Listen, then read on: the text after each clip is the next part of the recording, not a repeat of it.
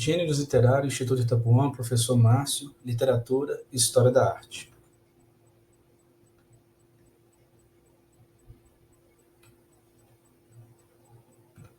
Vamos lá. O que é o gênero do discurso? O que é gênero literário? São a mesma coisa? A diferença entre elas?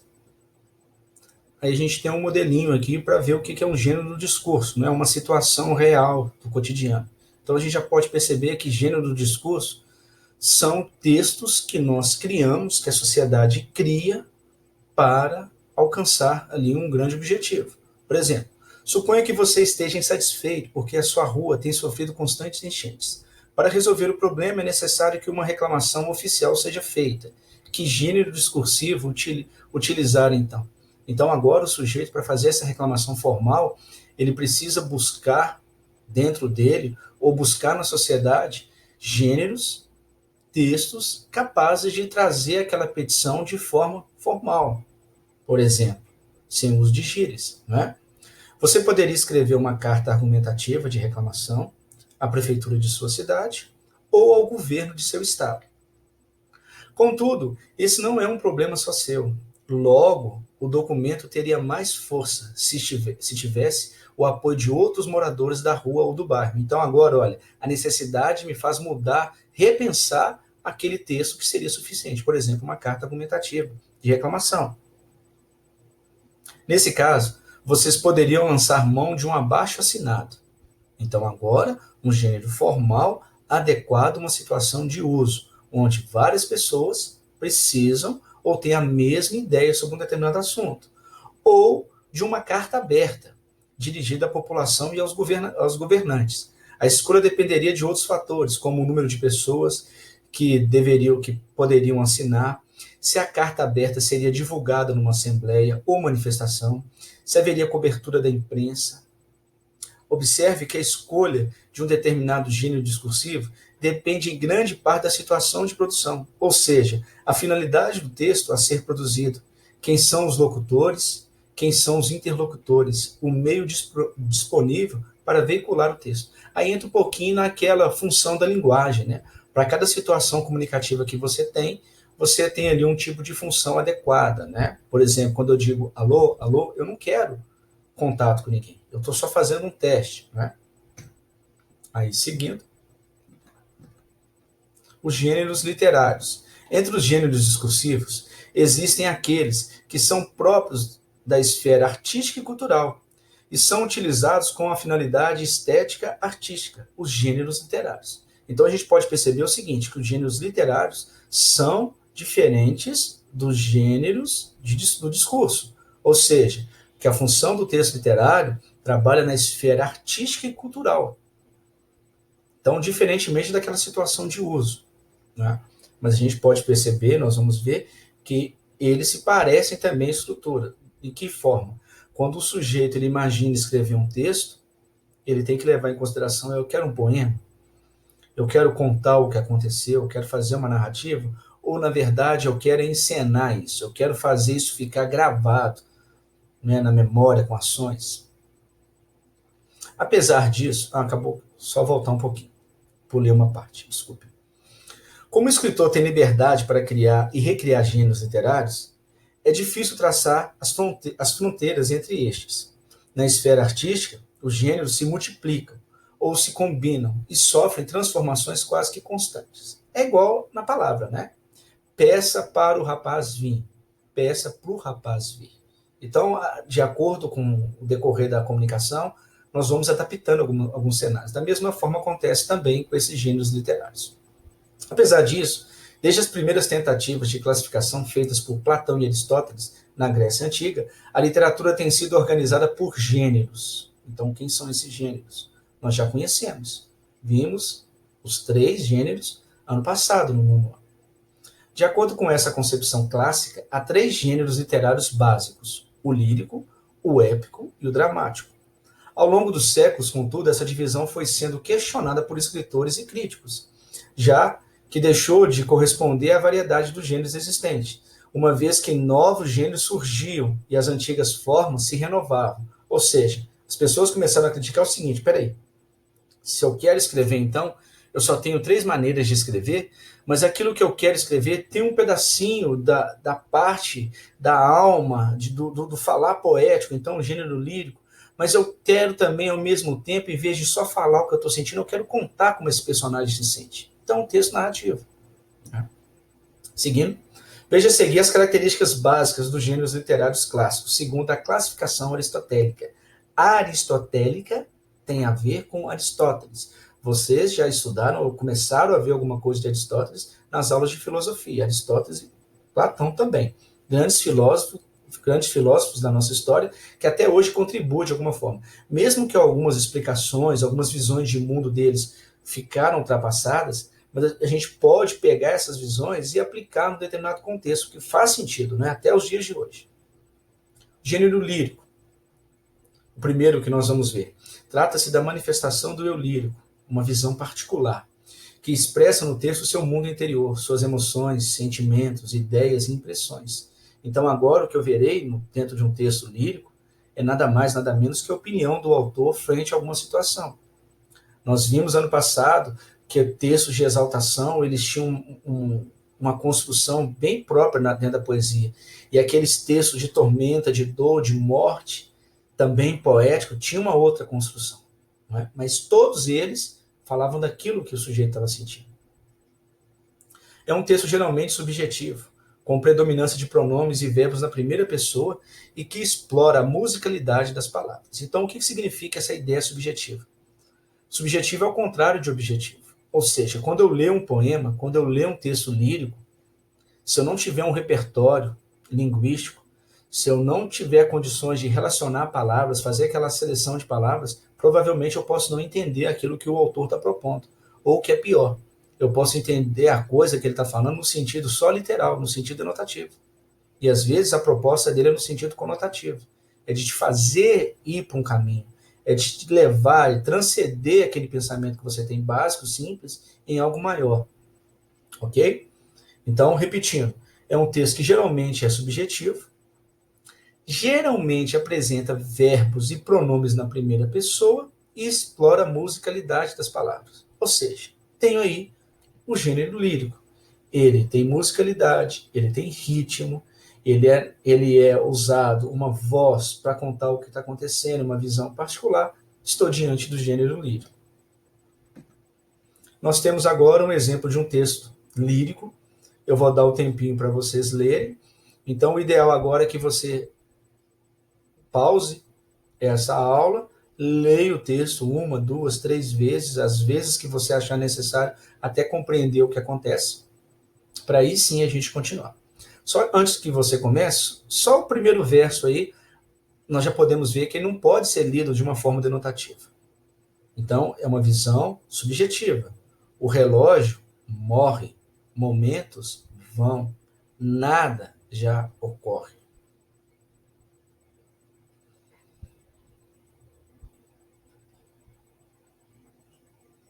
Espero que você tenha lido o texto. Então agora a gente entra já no gênero épico. Então, qual que é a diferença entre o gênero épico para o gênero lírico? A gente vai ver agora.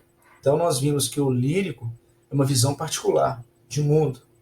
É uma emoção que o sujeito está sentindo em algum momento sobre alguma coisa. Nas composições desse gênero, há a presença de um narrador social. Por que social? Social vem de sociedade, né? Algo comum, algo importante para muita gente, que conta uma história em versos, em um longo poema que ressalta a figura de um herói, de um povo ou de uma nação. Então aqui a gente vê a grande diferença entre o gênero épico e o gênero lírico. Enquanto o gênero lírico se contenta em dizer algo bem pessoal, bem particular, o gênero épico, a ideia dele é mostrar grandes feitos, coisas que um herói fez, e mesmo que seja só um sujeito fazendo, o objetivo dele é representar um povo, uma nação, uma sociedade. Okay? Geralmente envolvem aventuras, guerras, viagens e façanhas heróicas, e apresentam um tom de exaltação, isto é, de valorização de heróis e feitos grandiosos. Então, quando eu estou diante do gênero épico, o que não pode faltar na minha leitura desse texto é aventura, guerra, uma viagem extraordinária, uma façanha ou várias façanhas, várias capacidades que o herói tem, Para se ter uma ideia, pessoas comuns, né, homens comuns, lutam com seres mitológicos, eles vencem esses seres mitológicos. É claro que eles têm a ajuda, né, o cuidado de uma divindade, geralmente mitológica, que vai ajudá-los nessa jornada. Eles vão passar por grandes percalços, mas no final a gente já sabe que eles sairão vitoriosos da coisa. Diferentemente do gênero lírico. Eu posso começar a ler um poema, pensar que o sujeito está feliz e eu posso estar diante da morte dele ali, né, daquela morte figurativa. Seguindo o gênero épico, é um texto narrativo com verbos e pronomes na terceira pessoa e que pressupõe a presença de um ouvinte ou de uma plateia. Então, se vai falar sobre feitos memoráveis, situações em que uma nação venceu uma outra, então nada melhor que ter uma plateia para ouvir isso. Nada melhor que ter alguém capaz, alguém pronto para ouvir esses feitos, né, grandiosos que aconteceram. Os poemas épicos, aí agora a gente tem que tomar um certo cuidado, não é só porque é poema que é lírico, e não é só porque é lírico, épico não pode ser um poema, ok? Então os poemas épicos, como eles foram formados, então as epopeias, elas começaram como sendo poemas. Os poemas épicos intitulam-se epopeias. As principais epopeias da cultura ocidental são a Ilíada e a Odisseia, de Homero, a Eneida, de Virgílio, os Lusíadas, de Luís de Camões, Paraíso Perdido, de Milton, e Orlando Furioso, de Ariosto. Seguindo, no Brasil, entre os vários poemas épicos produzidos, a maioria deles, conforme o modelo oferecido por Camões, destacam-se Caramuru, Santa Rita Durão. Inclusive, esta obra tem até uma minissérie na TV Globo. Provavelmente você consiga assistir no YouTube. Claro, né, que o Caramuru da TV Globo, ele é um deboche, né? Mas vale a pena porque você entende um pouquinho do que está acontecendo na história. E se você puder ler Caramuru, então, aí você fecha esse ciclo, né? Você fecha esse conceito, você consegue perceber o que está acontecendo e principalmente esses traços, né, epopeicos no texto, né, no caso o poema. O Uruguai também, de Basílio da Gama, provavelmente nós iremos ler este texto até o final do ano. A estrofe a seguir pertence ao poema Os Lusíadas, um poema famosíssimo, né? Já falamos sobre ele algumas vezes, já lemos alguns trechos também. Observe a linguagem culta, a narração em terceira pessoa e o engrandecimento dos navegantes portugueses. Então, olha aí, tem tudo que uma epopeia exige. Navegantes portugueses, então, um povo, né? Engrandecimento deles, está na terceira pessoa, é um poema narrativo, ou seja, eu vou ver ali uma grande história. Então, estou diante de uma epopeia. Novamente, darei o tempinho, né? Então, sugiro que você interrompa a aula para fazer a leitura. Bom, espero que você tenha lido o texto, né? Esse é um exemplo de um gênero épico. Vamos agora ao gênero dramático. Enquanto o gênero épico exalta as realizações humanas e os grandes feitos de heróis, o gênero dramático expõe o conflito dos homens e o seu mundo, as manifestações da miséria humana. Então, relacionado a essa miséria humana, a gente pode ver também os 7 pecados capitais, como a gula, a glutonaria, né? O sujeito que quer comer, comer, comer, comer, um sujeito avarento que guarda, guarda. Tinha uma novela que passava na TV Globo há alguns anos atrás, se não me engano, na década de 80. Tinha um senhor que ele era avarento, ele colocava cadeado na geladeira. Eu era criança e não me esqueço disso, porque eu ficava olhando para a geladeira lá de casa e tentando imaginar por que essa geladeira não tem, né, o cadeado igual tinha. Se não me engano, era no Correio o nome dele. Ele era bem pão duro mesmo, era um sujeito avarento. Ele tinha condições de comer o melhor, mas ele não comia. Então, esse gênero dramático, naquela época, ele vem retratar isso, ele vem expor isso. Então, o que significa isso na prática?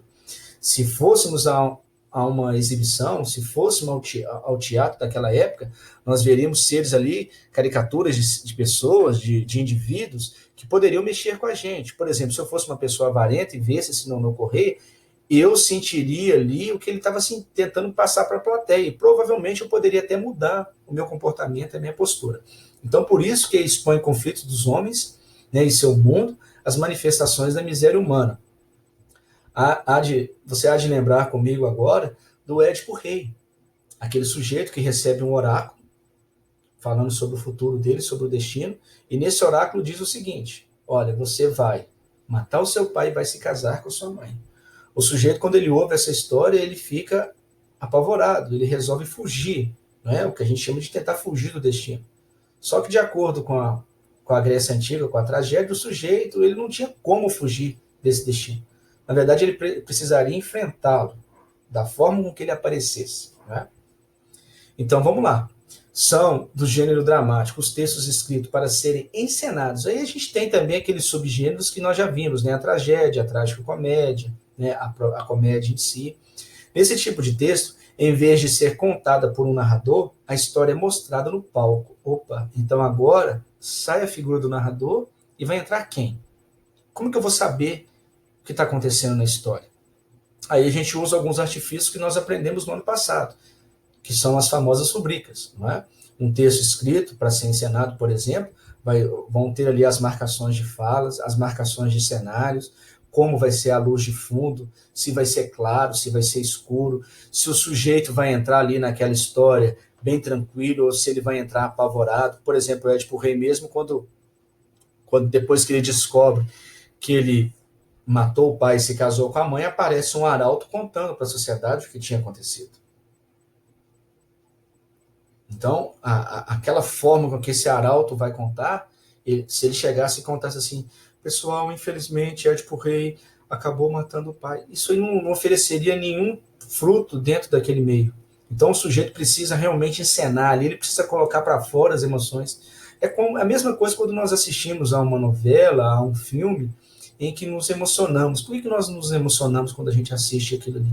Porque aquele ator, aquela atriz, eles se expuseram de tal forma com que aquela mensagem nos alcançou de alguma maneira. Por exemplo, quando a gente vê um filme que uma criança morre, quando você assusta, você também está chorando junto. Uma pessoa importante que morreu, que faleceu, há uma comoção, né, no meio da plateia, no meio do público.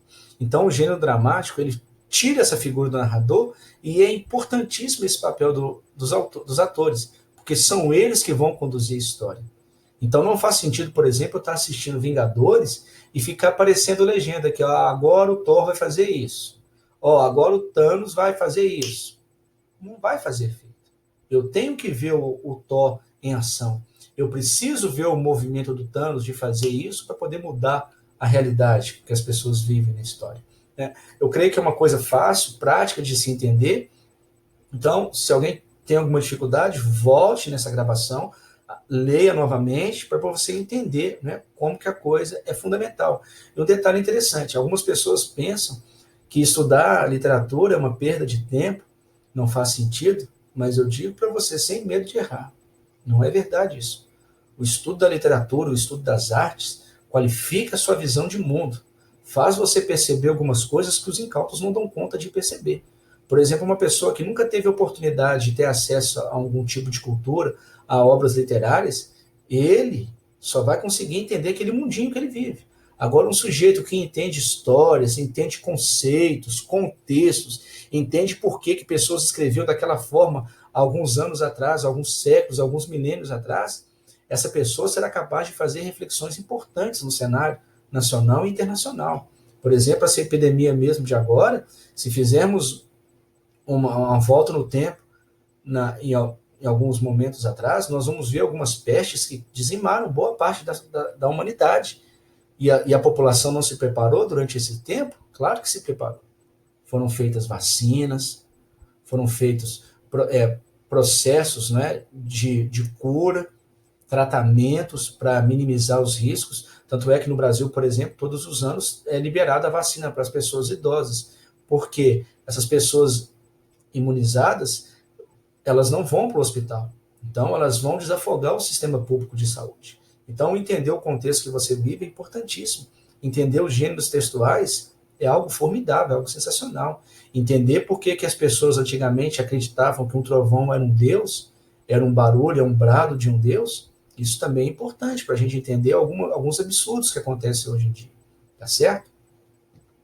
Seguindo. O texto se desenrola a partir de diálogos. Então, esses atores, eles vão dialogando, eles vão conversando, eles vão conduzindo a história de tal forma que eu vou entendendo o contexto. Tanto é, se eu perguntar para você um filme que você gosta, fala, me conta a história. Você não vai falar as falas das personagens, você vai me narrar o texto. Agora, como que você vai estar narrando um texto, sendo que ele não é um texto narrativo? Porque você leu ali as expressões faciais, você leu a roupa, o figurino daqueles personagens, isso tudo ajuda, né, ao desenrolar da coisa. Então vamos ver, o que exige uma sequência rigorosa das cenas e das relações de causa e consequência. Observe no fragmento da peça Bodas de Sangue, de Frederico Garcia Lorca. A seguir, com o enredo, como o enredo se constrói a partir do diálogo entre as personagens, mãe e noivo. Olha o nome da coisa, Bodas de Sangue. Geralmente a palavra bodas é um momento importantíssimo, é uma celebração. E celebração não combina com sangue, né? Pelo menos na maioria dos casos. Novamente, eu daria o tempo para você fazer a leitura do texto, mas antes, né, de você começar a ler o texto, eu quero que você observe esses detalhes aqui. Olha. Noivo está escrito em letra maiúscula, temos um pedacinho aqui entre parênteses, um termo entre parênteses, escrito assim, ó, entrando. Então, o que significa isso? Provavelmente, se nós assistimos essa cena desse texto, nós veremos o noivo da peça entrando e chamando pelo nome da mãe. Mãe! Então, a entonação com que ele vai usar para mostrar que a chegada dele é importantíssimo para produzir o efeito pretendido pelo autor. Gêneros narrativos modernos. Além da concepção clássica de gêneros literários, há também uma concepção moderna. Então, além do gênero lírico, épico e dramático, nós temos outros gêneros, agora nomeados de concepção moderna. Então, o que significa isso? Seria que mudou, não vale mais esses três gêneros?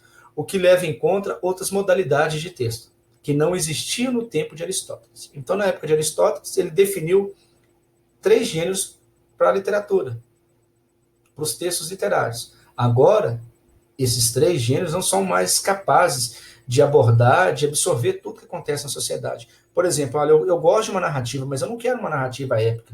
Eu quero usar de informalidade. Então, em vez de um texto épico, eu vou buscar ali uma crônica. E o que significa a crônica? É um texto retirado do dia a dia das pessoas. Então, um movimento comum que as pessoas nem percebem, uma situação, por exemplo, um garotinho passar na rua chutando uma latinha, para muita gente aquilo ali não faz sentido nenhum, não é importante. Mas na visão de um cronista, aquilo ali pode transformar até numa final de um campeonato, por exemplo.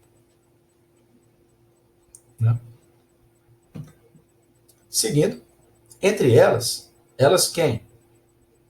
As concepções modernas, os gêneros narrativos modernos, que guardam em suas origens um parentesco com a epopeia e outras formas narrativas primitivas. Então, quando eu leio um texto narrativo, na verdade, ele é um parente, não é? De acordo com o conceito aqui agora, ele é um parente de uma epopeia. Faz sentido, de certa forma, né? Porque a gente tem falado a ideia dos traços. Então, eu vou observando os traços, eu vou pesquisando, eu vou absorvendo as pistas para aí, sim, fazer aquele efeito que eu quero de identificar se aquele texto é um texto épico, se é lírico, se é dramático. Pois, como estas, se prestam a narrar uma história ficcional. A mesma ideia de um texto epopeico, né? São gêneros narrativos modernos, por exemplo, o romance, a novela, o conto e a crônica. Então, o romance é uma narrativa longa, que há muitos personagens e vários núcleos. Para você pensar, para fazer uma relação bem rápida com o romance, é só você se lembrar de novelas. Existe aquela família ou aquela personagem principal, mas além deles existem outros núcleos de personagens que estão relacionados em grupos. Então, o romance funciona praticamente da mesma maneira. A novela, né, também é bem próximo do romance, tem ali vários núcleos, vão traçar ali perfis de pessoas comuns. Então, o ideal é que com a pessoa que está assistindo uma novela, até que hoje em dia não é